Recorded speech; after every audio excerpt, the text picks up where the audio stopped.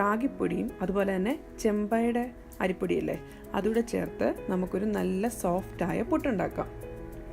ഞാനിവിടെ കുറച്ച് ചെമ്പ പുട്ടുപൊടിയും അതുപോലെ തന്നെ റാഗിയുടെ പുട്ടുപൊടി എടുത്തിട്ടുണ്ട്. ഇത് വളരെയധികം ഹെൽത്തി ആയിട്ടുള്ളൊരു പുട്ടാണ്. അതുപോലെ തന്നെ നല്ല സോഫ്റ്റായിട്ട് നമുക്കിത് ഉണ്ടാക്കിയെടുക്കാൻ പറ്റും. ഇനി നമുക്ക് കുറച്ച് തേങ്ങയും ആവശ്യമുണ്ട്. ആദ്യം തന്നെ നമുക്ക് ഈ പുട്ടുപൊടി സെപ്പറേറ്റ് ആയിട്ട് നമുക്ക് നനച്ചെടുക്കാം.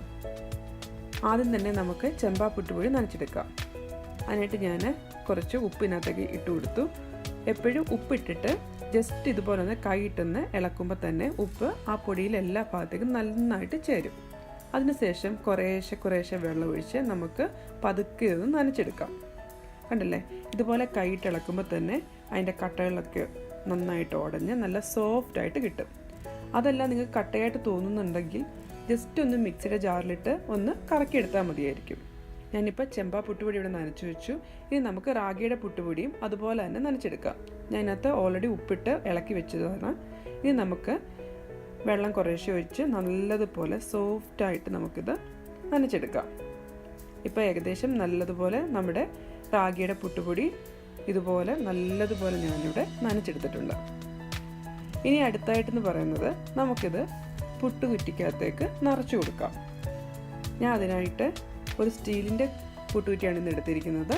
ഇനി ഇതിനകത്തേക്ക് ആദ്യം തന്നെ ചില്ലിട്ടതിന് ശേഷം കുറച്ച് തേങ്ങ നമുക്ക് ആദ്യം ഇട്ട് കൊടുക്കാം. അതിനുശേഷം നിങ്ങൾക്ക് ഇഷ്ടമുള്ള പോലെ ഒന്നുകിൽ റാഗിപ്പുട്ടോ അതല്ലെങ്കിൽ ചെമ്പയുടെ പുട്ടുപൊടിയോ നമുക്ക് ഇട്ട് കൊടുക്കാം. ഞാനിവിടെ ആദ്യം ചെമ്പയുടെ പുട്ടുപൊടിയാണ് നിറച്ചു കൊടുക്കുന്നത്. അതിനുശേഷം എത്ര ലെയറായിട്ട് വേണമെങ്കിലും നിങ്ങൾക്കത് ഉണ്ടാക്കിയെടുക്കാം. ഞാനിവിടെ 3 ലെയറാണ് ഉണ്ടാക്കുന്നത്. ആദ്യം ചെമ്പയുടെ പുട്ടുപൊടി, പിന്നെ തേങ്ങ, പിന്നെ റാഗിയുടെ പുട്ടുപൊടി ഇടുന്നു. അതിനുശേഷം തേങ്ങ, ചെമ്പയുടെ പുട്ടുപൊടി, അങ്ങനെയാണ് ഞാനിവിടെ ഉണ്ടാക്കിയെടുക്കുന്നത്. അപ്പോൾ നിങ്ങൾക്ക് ഇഷ്ടമുള്ളതനുസരിച്ച് തന്നെ ഇതിൻ്റെ ലെയർ നിങ്ങൾ കൂട്ടിയെടുക്കാം.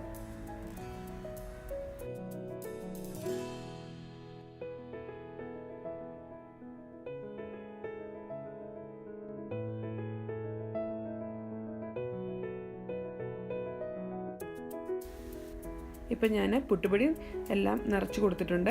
ഇനി ഏറ്റവും മുകളിലത്തെ ലെയറിൽ കുറച്ചുകൂടെ തേങ്ങ ഇട്ടതിന് ശേഷം നമുക്കിത് അടച്ച് വെച്ച് ആവിയിൽ നമുക്കിത് പുഴുങ്ങിയെടുക്കാം.